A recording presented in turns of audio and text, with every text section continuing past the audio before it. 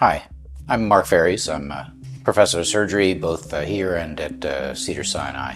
I'm here asked to talk to you about Hepzato, or isolated hepatic perfusion.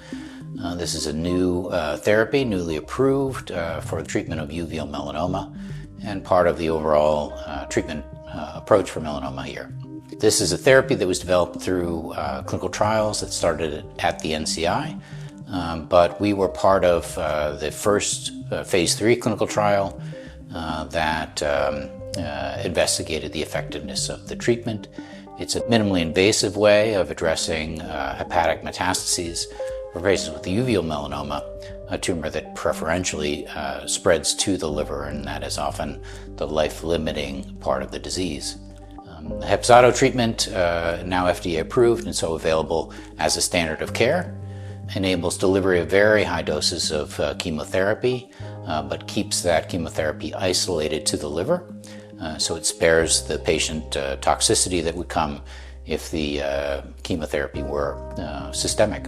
That allows us to give a high enough dose of chemotherapy to get melanoma, which is normally not a chemo-responsive tumor, to respond. And we've seen great effect, great benefit for the patients that we've treated here, and it's just great that we're able to offer that therapy.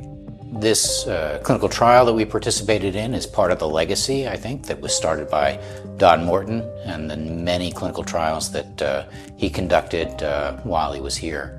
And part of that legacy comes from the innovation that is developed through clinical research and clinical trials.